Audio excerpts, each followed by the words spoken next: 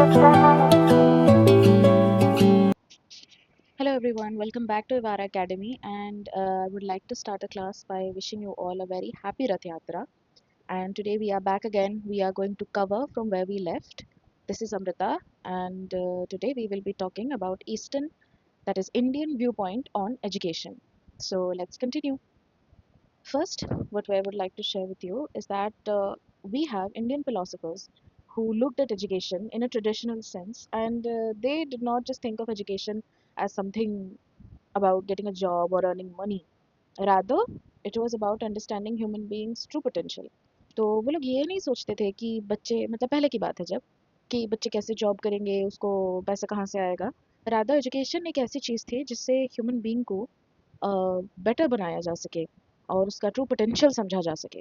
Right. So here in Indian Eastern philosophy, education is regarded as a means of liberation or moksha and inner illumination, not mere information transfer. So simply बताया जाए तो इसका मतलब ये है कि that education एक ऐसी चीज़ है जो हमको शांति दे, जो हम हमारी आत्मा को तृप्ति दे, हमारी आत्मा को मोक्ष दे. That is the pure self containment. Right. अंदर से उसको जागृत करे और हमको दूर रखे कैसी चीज़ों से, इग्नोरेंस से, फियर से, बुरी थिंकिंग से, इन सारी चीज़ों से दूर रखे. जैसे हमारे मन में भय ना हो, और हम अगर जानते हैं कि कोई चीज़ गलत है तो हमारे पास इतनी ताकत होनी चाहिए कि हम उसको गलत बोल सके और उसके अगेंस्ट खड़े हों. और हमारे मन में कोई बुरी चिंता भी नहीं आनी चाहिए. ये हमको हेल्प करेगा कि हम कैसे खुद को अच्छे से समझें और एक अच्छा और एक मीनिंगफुल लाइफ हम जिएं. तो फॉर एग्जांपल अगर मैं बताऊं कि अगर एक पर्सन को पता है डिफरेंस सच और झूठ के बारे में, सही और गलत के बारे में, तो वो एजुकेटेड है एंड वो उसी के हिसाब से अच्छा डिसीजंस भी ले सकता है. राइट. अगर उसको नहीं पता होगा तो वो क्या करेगा, जाने अनजाने में बुरे लोगों के साथ खड़ा हो जाएगा जो आगे जाके लोगों को और नुकसान पहुंचा सकते हैं. The Sanskrit word for education शिक्षा refers to training and discipline. Another important term vidya means knowledge that liberates, as reflected in the Upanishadic saying sa vidya ya vimukta, that is true knowledge which liberates. This is from Vishnu Puran. This is also under the logos of many famous university. Like for example, I was from Ramadevi University, so under the logo it was written that साविद्या या विमुक्तय means knowledge is the one that liberates. तो इसका मतलब क्या होता है पहले हम समझने की कोशिश करते हैं. एजुकेशन हमको सिखाता है कि दैट हम कैसे डिसिप्लिन बने, हम अच्छी अच्छी हैबिट्स को डेवलप करें अपने अंदर, सबके साथ अच्छे से पेश आएँ, we should have proper behaviour. And ये बस नहीं है कि किताबी नॉलेज आपको मिल गया तो आपको एजुकेशन मिल गया. It is also about character. Right. कि आपको स्कूल टाइम पे आना है, कॉलेज टाइम पे आना है, बड़ों की इज्जत करनी है, आपको ऑनेस्टी के साथ अपना काम करना है. These are the basic things that knowledge will make us a person that is more responsible, and we will be able to be accountable to ourselves. हम answerable हैं to ourselves कि हम जिंदगी में क्या कर रहे हैं, are we behaving in a proper way. तो वो हमको जिंदगी में कौन सिखाएगा, हमको शिक्षा सिखाएगी, हमको नॉलेज सिखाएगा कि हम वो कर पा रहे हैं. तो जो हमको करना चाहिए ऑनेस्टी के साथ, are we able to do it, are we able to achieve our goal. Similarly this quote is very important कि ये क्या बताता है कि सच्ची एजुकेशन वही है जो हमारी आत्मा को फ्रीडम दे, जो हम लिबरेट का मतलब होता है फ्रीडम. ठीक है. जो हमारी आत्मा को मुक्त कर दे. इसका मतलब क्या होता है कि दैट अगर हम हमारे चारों तरफ एजुकेशन मिलने के बाद भी इग्नोरेंट रहें, डर में रहें, डिपेंडेंट रहें और हमारी बुद्धि को बढ़ने ना दें और रिस्पॉन्सिबल ना बने, तो हमको बेड़ियां जकड़ लेंगी. There will be shackles, invisible shackles. हम हमारी ज़िंदगी नष्ट कर देंगे, हम हमारी ज़िंदगी अच्छे से नहीं जी पाएंगे.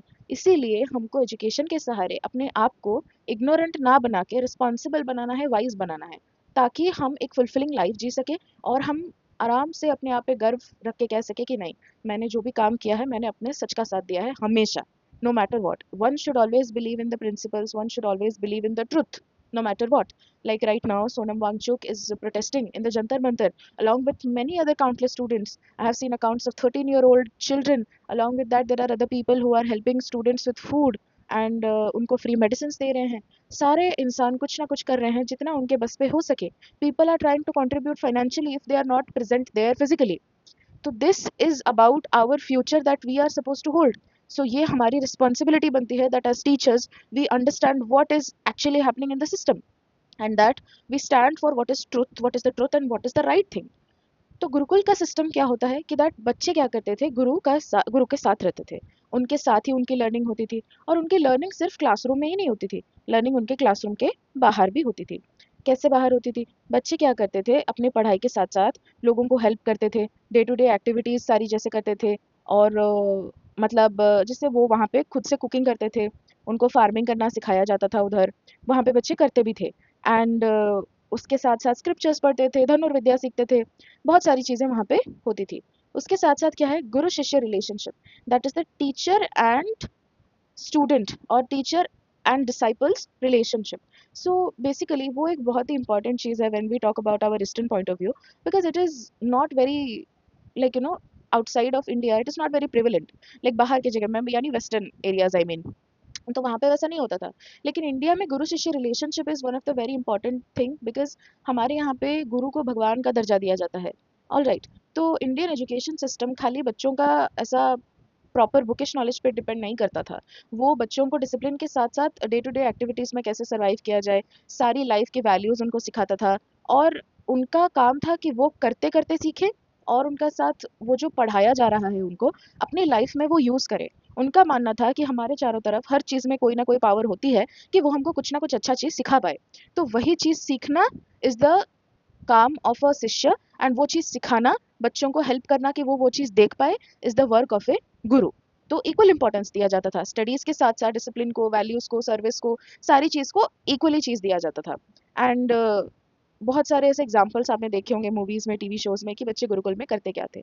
तो एजुकेशन का एम क्या था कि दैट हारमोनियस डेवलपमेंट हो, बॉडी का भी, माइंड का भी, सोल का भी, सो दैट हम अल्टीमेटली सेल्फ रियलाइजेशन की पॉइंट तक जा पाए, यानी we reach a certain stage where we actually realize what exactly it is supposed to be a human being, and we will be able to find the best in ourselves. तो सारी चीज़ों का development एक साथ होना चाहिए, physical भी, mental भी, मोरल भी, स्पिरिचुअल भी। बस मार्क्स और एग्जामिनेशंस पे फोकस बिल्कुल भी नहीं होना चाहिए, right? Then we are going to the next part, that is about the key Indian thinkers. Who are the key Indian thinkers? First is Swami Vivekanand. We all know Swami Vivekanand, and how enlightening as a person he was. उन्होंने बहुत सारी जगह पे sermons दिए, अपने views को explain किया है। तो उन्होंने क्या बताया है एजुकेशन के बारे में? ये है क्या, the manifestation of perfection already in the man. This means education does not add something new from the outside, but draws out the manifests the perfection, divinity already present within the individual, very close to the एडुशियर view. तो उसका मतलब क्या है, वो बोलते हैं कि सारे बच्चे के अंदर कुछ ना कुछ हिडन टैलेंट्स होता ही है। तो एजुकेशन का काम क्या है कि वो बच्चे के अंदर जो हिडन टैलेंट है वो उसको निकाल के बाहर लाए। क्यों? क्योंकि परफेक्शन इंसान के अंदर छुपी होती है, और एजुकेशन से हम बार बार बार बार वो चीज़ को बाहर लाने की कोशिश करते हैं। एंड मैनिफेस्टेशन का मतलब क्या होता है? बेसिकली अगर आप कोई चीज़ बिलीव करते हो तो वो चीज़ इवेंचुअली हो जाती है। क्यों? क्योंकि आपने उस चीज़ को बिलीव करने में जितना पावर लगाया है उतना power is in the universe, और in its kind of like a placebo effect. आप जो बात बोलते हो बार बार बार बार वो वही हो जाता है। तो अगर आप अपने हिडन टैलेंट्स को बाहर लाने की कोशिश कर रहे हो एजुकेशन के माध्यम से, तो वो पॉसिबल है। आपके अंदर कोई ना कोई अच्छाई बिल्कुल है। तो आपका काम क्या है कि वो चीज़ आप बाहर लाने की कोशिश करो। तो एक टीचर क्या करता है, वो एम्प्टी माइंड को फिल नहीं करता। एक ऐसा घड़ा नहीं है जिसमें पानी भर के उसको फुल कर दिया जाए। It is rather a sort of adventure, जिसमें टीचर का काम है कि वो बच्चे के अंदर की एबिलिटीज़ को बाहर निकाले। एक बच्चा नेचुरली अच्छा हो सकता है, गाने में हो सकता है, ड्राइंग हो सकता है, मैथमेटिक्स हो सकता है। टीचर का काम क्या है कि उसी चीज़ को वो डेवलप कर पाए, वो ड्रॉ आउट करे उनके अंदर के छुपे हुए पोटेंशियल को, right? I hope it is clear to you. If it is not, please drop it in the comment section below and I'll explain it. Then, next comes to Mahatma Gandhi. Mahatma Gandhi defined education as an all-round drawing out of the best in child and man, body, mind, and spirit. Gandhi's concept called Nai Talim, which is also known as basic education, emphasized learning through productive handicraft, craft work, linking education to real life and self-reliance. तो गांधी जी का कहने का मतलब क्या था? उनके भाषा में सिंपली अगर बोला जाए तो एजुकेशन बॉडी, माइंड और स्पिरिट तीनों चीज़ों को डेवलप करना चाहिए। उनका जो ये आइडिया था, उसका आइडिया का मतलब क्या था? उनका आइडिया का नाम तो फर्स्ट ऑफ ऑल था Nai Talim, which is known as the basic education. पर उसका मतलब क्या है? इट इज़ सेड दैट कि अगर एक बच्चा मैथमेटिक्स लर्न करने की कोशिश करता है तो उसको क्लॉथ मेजर करके मैथमेटिक्स सिखाइए, या फिर अगर आप साइंस के बारे में सिखाना चाहते हैं तो गार्डनिंग करते करते साइंस के बारे में सिखाइए। लर्निंग को प्रैक्टिकली आपको बच्चे को सिखाना पड़ेगा, ताकि वो अपने आप सारी चीज़ें करनी सीखें। ये जो नई नई चीज़ें होती है ना, ये जो नए नए काम होते हैं, वो सब वो चीज़ आराम से वो बच्चा करते करते सीखे। हैंडीक्राफ्ट हो गया, क्राफ्ट वर्क हो गया, ये सारी चीज़ें, जैसे खादी का कपड़ा बनाते थे ना वहाँ पे तब लोग, तो वो सारी चीज़ें बच्चा खुद करते करते सीखे। तो वो सेल्फ रिलायंट भी हो पाएगा, उसको किसी के ऊपर डिपेंड नहीं करना पड़ेगा। वो दो पैसे अपने खुद से कमा पाएगा, दो चीज़ें अपनी खुद से सीख पाएगा। तो करते करते कोई इंसान सीख जाएगा, basically learning by doing. Then comes Rabindranath Tagore. तो रविंद्रनाथ टैगोर जी का कहना क्या था कि दैट बच्चे को नेचर के पास जितना मतलब हम रहने को दें उतना अच्छा होगा। क्यों अच्छा होगा? क्योंकि वो बच्चे को एनेबल करेगा कि उसका freedom of expression, creativity and universal brotherhood आए। यूनिवर्सल ब्रदरहुड का मतलब क्या होता है कि कोई इंसान हमारे लिए थ्रेट नहीं होता, सारे लोग हमारे लिए भाई बहन के समान हैं। और हमारा काम क्या है कि हम उनके साथ मिलकर इस दुनिया को एक बेहतर जगह बना पाए। नेचर के पास हमको रहना चाहिए, जितना पॉसिबल हुआ हमको उतना नेचर के पास रहना चाहिए। और हमारे एक्सप्रेशन को हमको फ्रीडम मिलना चाहिए कि हम उस चीज़ को बाहर ला पाए। फॉर एग्जाम्पल मेरा मन है पोएट्री करने का, मुझे नेचर देख के पोएट्री बहुत ही पसंद है, तो मैं नेचर से इंस्पायर होकर पोएट्री कर सकती हूँ। और मुझे अगर पसंद है कि कोई पेंटिंग बनाने का, तो मैं मेरी क्रिएटिविटी उस तरीके से भी शो कर सकती हूँ। तो उसी के बेसिस पे, उसी के फाउंडेशन पे उन्होंने क्रिएट किया था क्या? शांति निकेतन। तो शांति निकेतन में क्लास ना all the time, almost all the time पेड़ के नीचे ही होता था। तो एग्जाम्पल में अगर मैं बताने जाऊँ कि एक बच्चा पोएट्री सीख रहा है, तो उसको गार्डन में बिठा के आप पोएट्री सिखाइए, उसको नेचर से इंस्पिरेशन मिलेगा। क्लोज क्लासरूम में कुछ अच्छा नहीं लगता, क्लोज क्लासरूम में कुछ अच्छे से हो नहीं पाएगा, जितना नेचर में अच्छा हो पाएगा उतना क्लोज क्लासरूम में हो नहीं पाएगा। और क्रिएटिविटी बहुत इंपॉर्टेंट है, मेमोराइजिंग से क्रिएटिविटी इज़ वेरी इंपॉर्टेंट। अगर आप किसी बच्चे को कोई चीज़ अच्छे से सिखा दोगे, समझा दोगे, तो वो समय इस चीज़ को ज़्यादा समय तक याद रख पाएगा। अगर आप उसको लर्न करने को बोलोगे, मेमोराइज करने को बोलोगे, देन इवेंचुअली थोड़े दिनों बाद वो चीज़ को भूल जाएगा, उसको वो चीज़ फिर याद नहीं रहेगा। तो बच्चों को नेचर में सीखना चाहिए, और नेचर में सीखने से उनकी फ्रीडम ऑफ एक्सप्रेशन, यानी उनकी जो अंदर की क्रिएटिविटी है वो निकल के आएगी, बहुत किसी भी माध्यम से हो। वो पोइट्री से हो सकती है, वो किसी प्रोज से हो सकती है, वो किसी पेंटिंग के माध्यम से हो सकती है, किसी भी तरह से हो, वो होगी, डेवलप होगी। Then comes the idea of Sri Aurobindo. Sri Aurobindo जी क्या बिलीव करते थे कि that education should help child's inner spirit unfold according to its own nature, emphasizing physical, vital, mental, psychic and spiritual education. Integral education मतलब सारी चीज़ें क्या होती है ना, ऐड होके होती है। तो उन्होंने बोला था कि एजुकेशन एक बच्चे के सारे पार्ट को डेवलप करना चाहिए, ठीक है। तो उन्होंने बोला था कि इंटीग्रल एजुकेशन का मतलब क्या होता है कि complete personality development. Physical, obviously physically strong होना चाहिए, उस बच्चे के अंदर स्ट्रेंथ होना चाहिए। वाइटल का मतलब होता है एनर्जी और इमोशन, पॉजिटिव एनर्जी अट्रैक्ट करने वाला बच्चा होना चाहिए, अपने इमोशंस को अच्छे से इफेक्टिवली कंट्रोल करने वाला होना चाहिए। ऐसा नहीं कि गुस्सा आया किसी को मार दिया या कुछ किया, ऐसा नहीं कि किसी को बुरा लगा कोई चीज़ तो वो जाके वहाँ पे कुछ बुरा भला बोलने लगा। वो अपने आप को अपने आप कंट्रोल कर सकता है, अपने बारे में अच्छे से सोच सकता है, आगे जाके वो चीज़ डिस्कस कर सकता है।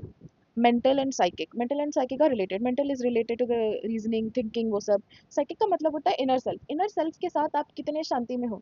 बहुत बार होता है कि अगर आपको पोइट बनने का मन है लेकिन आपको पढ़ाई करनी पड़ती है, you have to fight for a job and things, but all of this time all you want to do is sit in the corner of a room, read poetry और राइट पोएट्री। वो आपका मन है करने का, लेकिन आपको बाहर की दुनिया का काम करना पड़ रहा है, तो अंदर ही अंदर ना एक स्ट्रगल रहता है। अगर आप जो काम कर रहे हो उससे आप खुश नहीं हो, तो अंदर ही अंदर हमेशा एक स्ट्रगल बनी रहेगी, और वो स्ट्रगल आगे जाके बहुत ही खराब होता है, अच्छा नहीं होता है। तो एक स्कूल में बच्चे को क्या करना चाहिए? अपना फिटनेस अच्छा रखना चाहिए, इंटेलिजेंस को बढ़ाना चाहिए, इमोशंस को मैनेज करना आना चाहिए, अच्छी अच्छी वैल्यूज उसको सीखनी पड़ेगी, और स्पिरिचुअलिटी को भी ध्यान देना पड़ेगा ताकि वो रिस्पेक्ट करना सीख सके, सारे रिलीजन को रिस्पेक्ट करे, सारे कल्चर को मतलब रिस्पेक्ट करे, और एकेडमिक्स के साथ साथ इन सारी चीज़ों पर भी ध्यान दे। लेकिन अगर उसका पढ़ाई में अच्छा होगा, बिहेवियर अच्छा नहीं होगा, तो उससे कोई भी फायदा नहीं होने वाला। Then coming on to our important, that is the Western viewpoint on education. What is the Western point of view on education? Now let's see how Western philosophers viewed education in a different light than the Indian philosophy. Why?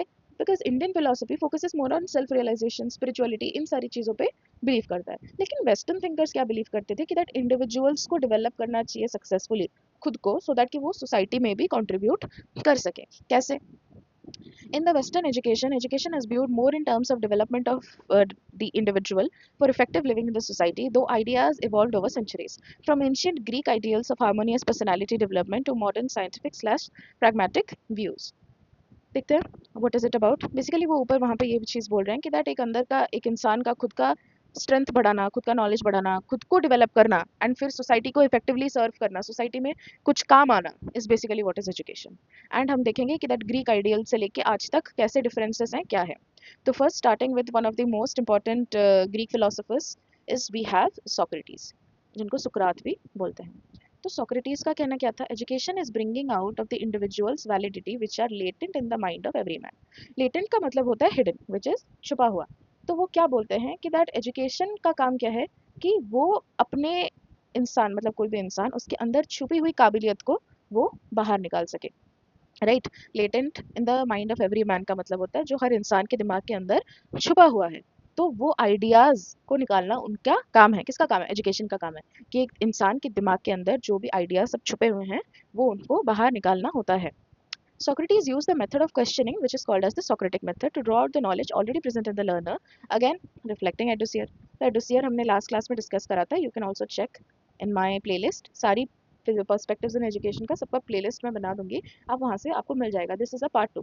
सो वो क्या पे बोल रहा है कि उन्होंने एक ना मेथड निकाला था जिसका नाम क्या था? The Socratic method. तो Socratic method of questioning is very famous. तो सोक्रेटिक मेथड ऑफ क्वेश्चनिंग क्या होता है कि for example I am trying to teach a child about noun, ठीक है. तो मैं उसको पूछूंगी कि मेरे हाथ में क्या है. The child will say that this is a pen. Then I will say that how do you know it's a pen? Then he will say that yes I am able to write with it and हाँ मैं लिख पाता हूँ, use करता हूँ, इसलिए उसका नाम क्या है? पेन है. और फिर मैं बोलूँगी कि दैट ये जो पेन है तुम इसको पेन ही क्यों बोलते हो, कुछ और क्यों नहीं बोलते, राइट. देन फिर अगर उसने कुछ जवाब दिया उससे तो फिर मैं उसको उससे और क्वेश्चन पूछूंगी कि इसका कलर क्या है, तुमको कैसे लगता है कि ये कलर कहाँ से आया होगा. Whatever, there are a lot of ways in which I can question a child in order to bring out what they believe. उन्होंने कोई बुक पढ़ा, उन्होंने कोई प्रोज पढ़ा, मैं उनको पूछूंगी कि उनको क्या समझ में आया, उनको क्यों लगता है कि ये चीज़ ऐसा हुआ. और फिर धीरे धीरे उस क्वेश्चनिंग से बच्चा क्या करेगा? रिफ्लेक्ट करने की कोशिश करेगा, उस चीज़ के बारे में सोचेगा, उसमें जो स्टोरी में जो भी हुआ नहीं हुआ वो उसके बारे में ध्यान देके सोचेगा. तो उस क्वेश्चनिंग मेथड से उसको आंसर आएगा. बार बार question. Like for example in while we were being taught about the internship, we were told to ask probing questions. What are probing questions? That is basically technique in which you are able to ask relevant questions to which students will be able to answer. और उनसे उसको answer का पता चलेगा या फिर concept उनका अच्छे से क्लियर हो जाएगा. क्वेश्चन का आंसर देते देते अच्छे से उनका कॉन्सेप्ट क्लियर हो जाएगा. That is what a Socratic method is. आपको एक चीज़ को सिखाना है तो आप क्वेश्चन पूछ पूछ के सिखाओगे. तुमको ये क्यों लगा कि इसने ये क्यों किया, इसका मतलब क्या है, इसका रिजल्ट क्या है, इसका सोल्यूशन क्या है. सो धीरे धीरे सोचते सोचते बच्चे को आंसर आ जाएगा, कॉन्सेप्ट उसका क्लियर हो जाएगा, कोई भी क्वेश्चन उसका बाकी नहीं रहेगा. Next coming on to the Plato. तो प्लेटो का काम था, उन्होंने बोला कि that education is the capacity to feel pleasure and pain at the right moment and develops both body and mind, enabling the person to reach perfection. Plato believed education should prepare individuals for their appropriate role in an ideal society. तो प्लेटो जी ने एक book लिखा था जिसका नाम था Republic. वहाँ पे वो अपने आइडियल स्टेट के बारे में बताते हैं कि एक आइडियल स्टेट क्या होता है और उसमें कैसे टाइप के लोग होने चाहिए. तो basically he laid out all the characteristics of what is an ideal state. Ideal state यानी एक अच्छी जगह क्या है.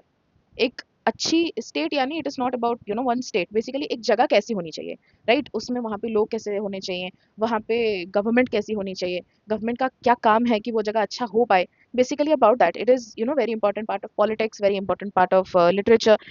different students also must have read it in their subjects. I'm not aware about it, but it is everywhere. Everyone has heard about Republics by Plato. तो वहाँ पे वो क्या बोलते हैं कि दैट एजुकेशन से हम अगर अपने आप को डेवलप कर पाएंगे, अपने कैरेक्टर को डेवलप कर पाएंगे, बॉडी माइंड को डेवलप कर पाएंगे, तो हम अच्छे डिसीजंस ले सकते हैं और हमारा जो रोल है सोसाइटी में वो हम अच्छे से प्ले कर सकते हैं. फॉर एग्जाम्पल अगर एक इंसान डॉक्टर बनना चाहता है, हमने उसको डॉक्टर बनने के लिए जो भी पढ़ाई की ज़रूरत है हमने वो उससे करवा दी, लेकिन हमने उसको अच्छे वैल्यूज़ नहीं सिखाए, अच्छे वे में लोगों के साथ बिहेवियर नहीं सिखाया, तो वो एक अच्छा डॉक्टर होगा लेकिन एट द सेम टाइम वो रूड भी होगा, पेशेंट के साथ अच्छे से बिहेव नहीं करेगा. So that defeats the purpose. कोई मतलब फ़ायदा ही नहीं हुआ उसका. टीचर्स टीचर्स अच्छे क्यों होने चाहिए? बहुत सारे बच्चों का पूरा होल फ्यूचर डिपेंड करता है टीचर्स के ऊपर. अगर हम काइंड नहीं है, सिंपैथेटिक नहीं है, पेशेंट नहीं है, बच्चे आएंगे मारा पीटा, उससे क्या ही फर्क पड़ेगा. बच्चा नहीं सीखेगा, डर के वो रह जाएगा. वैसे सोल्जर्स सोल्जर्स क्या है, उनको ट्रेनिंग दी जाती है फाइट करने के लिए. उसके साथ साथ they should also have this quality within themselves that they are ready to fight, that they have made up their mind that they are going to fight for their nation. वो will power अंदर से आएगी, वो किसी को सिखाई नहीं जाती, लेकिन वो एजुकेशन से आपको आएगा. वो लोग अपना कर्तव्य समझ पाएंगे एजुकेशन से, और वो कर्तव्य समझने के बाद वो क्या कर सकते हैं, हमारी सोसाइटी को अच्छे से सर्व कर सकते हैं, हमारी सोसाइटी में कंट्रीब्यूट कर सकते हैं. एंड सबको एजुकेशन मिलेगा अपनी रिस्पॉन्सिबिलिटी को सूट करने के टाइप में. फॉर एग्जाम्पल मुझे टीचर बनना है तो मुझे डॉक्टर बनने की ट्रेनिंग नहीं दी जाएगी, मुझे टीचर बनने की ही ट्रेनिंग दी जाएगी. तो जब मुझे अपनी अच्छे से एजुकेशन मिल जाएगी I will be using it to contribute to society. Basically एक आइडियल सिटीजन आप कैसे बनेंगे वो आपको एजुकेशन सिखाएगा according to Plato. Then Plato के मेजर डिसाइपल और उनके स्टूडेंट थे कौन? एरिस्टोटल.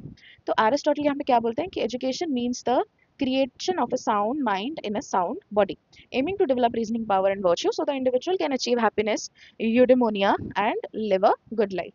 तो आपको पता होना चाहिए कि सोक्रेटिस के स्टूडेंट थे प्लेटो, प्लेटो के स्टूडेंट थे एरिस्टोटल. सो वो क्या बोलते हैं? A sound mind in a sound body. इसका मतलब क्या है कि दैट एक सेन यानी पागल आदमी नहीं, सही आदमी। तो एक सटीक दिमाग वाला आदमी एक सटीक बॉडी में होना चाहिए। परफेक्ट बॉडी यानी हेल्दी बॉडी, राइट। तो वो फिजिकली हेल्दी होना चाहिए, मेंटली स्ट्रांग होना चाहिए और मोरली गुड होना चाहिए।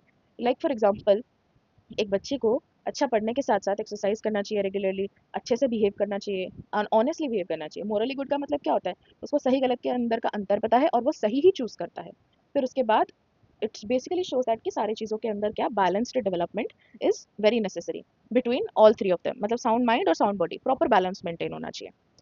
Education is the reconstruction and reorganization of experiences which adds the meaning of experience and increases the ability to direct the course of subsequent experience. So Dewey, the father of pragmatism, yani practicality, viewed education as a continuous process of growth through experience, closely linked to real life. Education is life itself, not a preparation for life. तो dewy का believe करना क्या था कि उनका मानना था कि बच्चा कर कर के सीखेगा, बस पढ़ के नहीं सीख पाएगा। तो अगर कोई इंसान लेट्स से प्लांट्स के बारे में पढ़ रहा है, तो उसको जाके क्या करना है, अपने स्कूल के गार्डन में देखना है कि दैट कौन कौन से प्लांट है और फिर वो प्लांट्स कैसे बढ़ते हैं। खुद बढ़ाने की उनको कोशिश करनी चाहिए, खुद अपने हाथों से वो प्लांट लगाए, उनकी केयर करे, उनको बढ़ाए। तो वो सीखेगा धीरे धीरे उस चीज़ से। और अगर आप कहीं पे बाहर शॉपिंग जा रहे हो, ठीक है, बच्चे जाते हैं ना शॉपिंग, तो वहाँ पे अगर कोई बच्चा जाके मार्केट में देखेगा कि कैसे काम करते हैं, लोगों से बात करेगा कि मार्केट में ये चीज़ें होती हैं। Like for example there is a video I saw which was about a school in Japan. तो जापान में स्कूल में क्या करते हैं ना, नहीं नहीं, it was not about Japan, Japan में तो ये रेगुलरली होता है, वहाँ पे बच्चों को छोटे एज से ही सिखाते हैं ये सब। इंडिया में there is a school in Indore, जहाँ के जो टीचर्स हैं वो बच्चों को हर महीने 2-3 जगह पे ट्रिप पे लेके जाते हैं, जहाँ पे उनको सिखाया जाता है। लाइक एक बार क्या हुआ था, नियरेस्ट उनके शॉप के पास एक शॉपिंग मॉल था, वहाँ पे बच्चों को लेके गए। कुछ बच्चे कैश रजिस्टर पे बैठे, कुछ बच्चे सीख रहे थे कि कौन सी चीज़ों को, मतलब हमारे शॉपिंग मॉल में सारी चीज़ें एक प्रॉपर जगह पे होती है, तो कैसे प्रॉपर जगह पे रखते हैं, साफ सफाई कैसे होती है, लाइट कैसे बंद होता है, कौन सी जगह पे क्या होता है। तो बच्चे क्वेश्चन पूछ रहे थे और जो वहाँ पे काम करते हैं वो टीचर्स के साथ बच्चों को सिखा रहे थे, रियल लाइफ एग्जाम्पल्स दिखा के कि ये चीज़ ये है। बच्चों को सिखा रहे थे कि उनके शॉप में जो जो चीज़ें हैं वो किस काम से आती हैं, कैश रजिस्टर कैसे हैंडल किया जाता है, मैथमेटिक्स वहाँ पे बहुत ही इंपॉर्टेंट है, तो बच्चे कैलकुलेशन करके लोगों को खुद पैसे दे रहे थे, फिर चेंज दे रहे थे। तो उससे बच्चे क्या सीखे, वो लाइफ एग्जाम्पल्स लेके सीखे। उनके टीचर ने बोला कि उनको वो मार्केट लेके गए थे, उनको म्यूजियम में लेके गए थे, उनको थिएटर में लेके गए थे। तो वो एक जगह पे जाके उसके सारे एस्पेक्ट्स को जब जांच करते हैं, तब उनको पता चलता है कि हाँ, ज़िंदगी में तो बस बुक के बाहर भी एक बहुत बड़ी दुनिया है और वहाँ पे हम क्या कर सकते हैं, सीख सकते हैं एक्सपीरियंस से कि एक चीज़ क्या होती है। तो reconstruction and reorganisation of experience which adds to the meaning of experience and increases the ability to direct the course of subsequent experience. बहुत ही क्रिटिकल लगता है ये डेफिनेशन सुनने में, लेकिन सिंपली इसका मतलब क्या है कि मैं गई कहीं पे, मैंने उस चीज़ को बुक में पढ़ने से ज़्यादा सामने करके सीखने में बिलीव किया।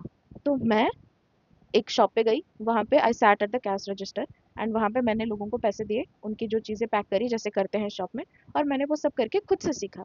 तो फिर मैं घर पे आई, फिर मैंने उसको अपने दिमाग में उस एक्सपीरियंस को मैंने रिकंस्ट्रक्ट किया, रीऑर्गेनाइज किया, यानी मैंने सोचा उसके बारे में कि मैंने आज क्या किया, और फिर मैं अपने दिमाग में उसको रीऑर्गेनाइज करी। यस, मैंने आज इतने लोगों को इतना पैसा देके इतना रिटर्न किया, तो मेरा कैलकुलेशन का स्पीड थोड़ा बढ़ा। फिर मैंने आज रीऑर्गेनाइजेशन सीखा, यानी हमारे शॉप में जो भी चीज़ें इधर उधर पड़ती हैं उसको कैसे ठीक करके रखते हैं, वो मैंने सीखा। एंड उस सब के बाद क्या होता है, मेरी एबिलिटी इंक्रीज हुई। किस चीज़ की इंक्रीज हुई? किसी ना किसी चीज़ से तो इंक्रीज हुई ही होगी। रियल लाइफ एक्सपीरियंस से आपकी कोई ना कोई एस्पेक्ट तो इंक्रीज होती ही है। And increases the ability to direct the course of subsequent experience. तो direct the course of subsequent experience का मतलब क्या होता है? क्या मेरी लाइफ उधर खत्म हो गई? नहीं, आगे भी आगे जाके बहुत सारी न्यू न्यू एक्सपीरियंसेस मेरे साथ आएंगी। फॉर एग्जाम्पल मैं बता रही हूँ कि दैट मैंने वो चीज़ वहाँ पे सीखा उस दिन, मेरा मतलब जो भी शॉप में मैंने जो भी सीखा मेरे दिमाग में स्टोर हुआ, मैंने उसको रिकंस्ट्रक्ट किया, रीऑर्गेनाइज किया, अपने ब्रेन में मैंने स्टोर कर दिया। फिर आगे जाके क्या हुआ, एक दिन हमारे कॉलेज में लेट्स से मुझे पैसा कलेक्ट करना था, लेट्स से गणेश पूजा के लिए। तो फिर वहाँ पे मैंने क्या किया, मेरा जो प्रीवियस एक्सपीरियंस था उससे मैंने जो सीखा मैंने यहाँ पे अप्लाई किया। मैंने क्या किया, प्रॉपर्ली लोगों को टिकट दिया, फिर वहाँ से मैंने पैसे लिए, फिर जिनको चेंज देना था मैंने वो दिया। और एज मेरा ऑलरेडी एक दिन का प्रैक्टिस था, एज मुझे पता था कि वो चीज़ कैसे करनी है, मैंने वो चीज़ अच्छे से की। अगर अगर मैं एक टीचिंग एग्जाम्पल लूँ, तो हमारा क्या हुआ, क्लास में बैठ के हमको पढ़ाते हैं कि इस टीचिंग मेथड से आप पढ़ाइए, इस टीचिंग मेथड से ये करिए। जब हम गए क्लासरूम में, हमने खुद से करना सीखा कि दैट बच्चों को अगर हम ये एक्टिविटी कराएं तो वो चुप हो जाते हैं, अगर हम ये एक्टिविटी कराएं तो पार्टिसिपेट करते हैं। तो ये चीज़ें मैंने लाइफ में वहाँ पे देखी, मेरे आंखों के आगे, मेरे एक्सपीरियंस से मुझे पता चला। तो फिर मैं घर गई और मैंने उस चीज़ को अपने दिमाग में बिठाया कि these are the activities that students find interesting. So based on that experience I created another experience plan किया मैंने, नेक्स्ट क्लास के लिए मैंने प्लान किया।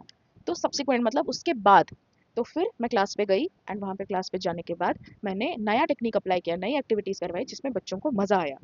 ठीक है, तो वो मुझे कैसे पता चला? मेरे पिछले एक्सपीरियंस से। तो इंसान क्या करता है, अपने पिछले एक्सपीरियंसेस को बेस बना के आगे बढ़ने की कोशिश करता है। वो पिछले एक्सपीरियंस के बेसिस पर आगे की चीज़ें समझने की कोशिश करता है। तो अगर हमारा पिछला एक्सपीरियंसेस है, हम उसमें फेलियर फेस कर रहे हैं या फिर धीरे-धीरे डेवलप कर रहे हैं, तो हम आगे ना ग्रोथ कर मतलब हमारा ग्रोथ होता जाएगा। हम आगे-आगे बढ़ते जाएँगे, धीरे-धीरे डेवलप करते जाएँगे। So that is what it means. उसका मतलब क्या है कि प्रैक्टिकल लाइफ से सीखिए, प्रैक्टिकल चीज़ें करके सीखिए। तो सिंपल एग्जांपल, मैं टीचर बनी, मैं क्लास में गई, वहाँ पे मैंने बच्चों को सिखाया, मैंने देखा क्या काम करता है क्या नहीं करता है, फिर मैं घर आई, उस चीज़ को रिकंस्ट्रक्ट किया, रीऑर्गेनाइज किया, अपने ब्रेन में फिट किया, फिर मैंने नई चीज़ें प्लान करी ताकि मेरे आगे का एक्सपीरियंस इससे बेटर हो। फिर नेक्स्ट क्लास मैंने सीखा, फिर मेरा आगे का एक्सपीरियंस बेटर हो। ऐसा होते होते मेरा प्रैक्टिस बढ़ता गया। I became a better teacher after every class. Why? Because I was ready to learn from my previous practical experience and work on the new solutions that would help me make my students better. I hope you understand. तो education क्या है? जिंदगी है। Preparation नहीं कराता जिंदगी का, education ही जिंदगी है। फिर आता है किसका? टीपी नन का। तो वो क्या बोलते हैं कि that education is the complete development of education is the complete development of individuality so that he can make original contribution to human life according to best of his capacity। इसका मतलब क्या है? Every child is unique. सारे child के अंदर कुछ ना कुछ टैलेंट होता है, कुछ ना कुछ एबिलिटी होती है।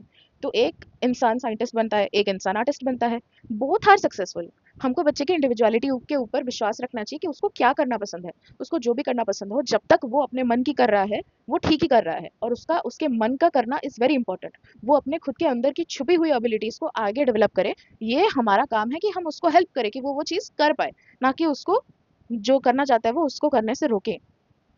देन आते हैं कौन? John Stuart Mill. वो बताता है कि whatever we do for ourselves, whatever is done for us by others, for the purpose of bringing us nearer to the perfection of our nature. तो उनका क्या मतलब है? उनके एजुकेशन के डेफिनेशन में क्या इंक्लूड करता है?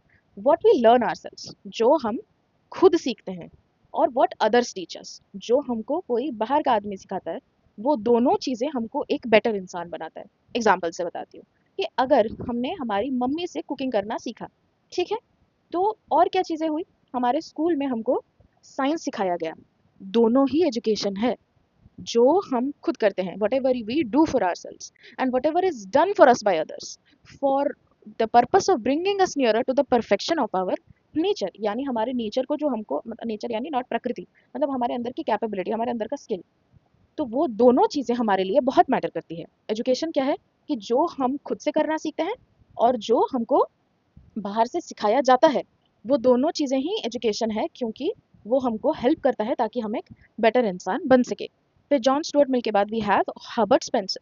हर्बर्ट स्पेंसर जी का क्या था कि education is preparation for complete living, equipping the individual with knowledge necessary for various life activities.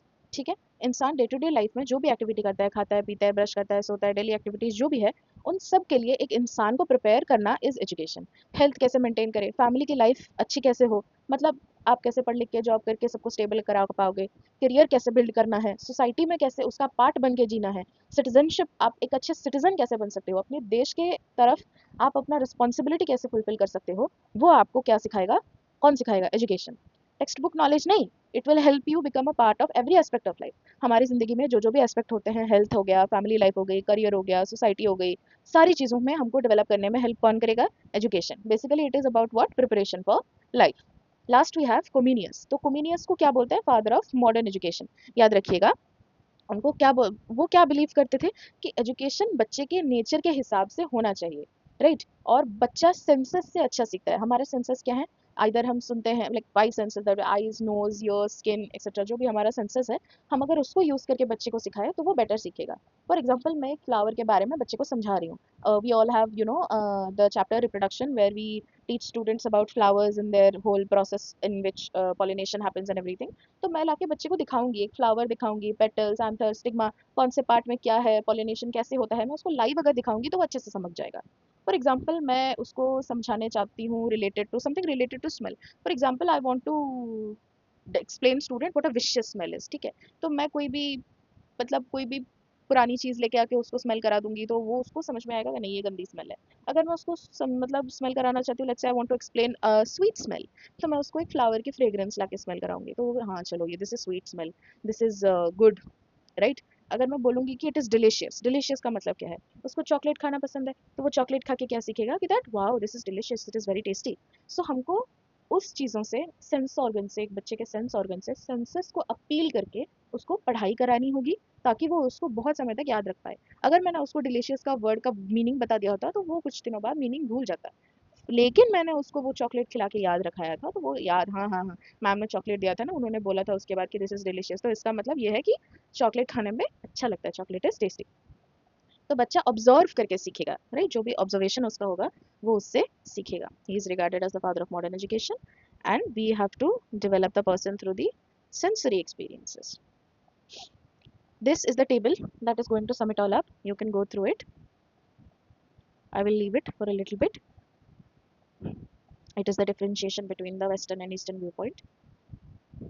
This is about all the people, all the thinkers and what they think, उनका ideas. ये आप इनके बारे में अगर आप आंसर्स में लिखोगे, so this will you know make it complete and this will be good. Properly आप इसको आंसर में प्रिपेयर कर सकते हो। You can add your own examples, you can add anything more if you wish to, जो भी आपको ठीक लगे आप उसमें ऐड कर सकते हो। So with this I would like to end this video and I would also like to say that if you observe carefully, Indian thinkers, they are going to mainly focus on character, values, spirituality, self realization. लेकिन western thinkers वो क्या believe करते थे, reasoning के अंदर, experience के अंदर, individuality. Individuality का मतलब होता है कि दैट एक इंसान अपने आप पर बिलीव करे, अपने आप की कैपेबिलिटीज को डेवलप करे। इंडिविजुअल यानी एक इंसान के अंदर क्या खूबी है, क्या चीज़ें हैं, क्या अच्छा है, क्या बुरा है, वो उसको पहचाने और अच्छी चीज़ों को आगे बढ़ाए। और वो क्या बिलीव करते थे कि एक इंसान को प्रिपेयर करना है फॉर लाइफ, फॉर सोसाइटी। और आपको याद रखना है कि ये दोनों व्यू पॉइंट बहुत ही इंपॉर्टेंट है एंड वो दोनों मॉडर्न एजुकेशन को इन्फ्लुएंस करते हैं मिलके। आज की टीचिंग प्रैक्टिसेस इन्हीं आइडियाज़ पर ही बेस्ड है and we also have to become efficient teachers. If we want to become the best versions of ourselves, then we also have to believe in these key ideas. I hope you understand. If you have any doubt, then please comment below and also let me know how was the video, if it was helpful to you, and please like, share and subscribe. Thank you so much.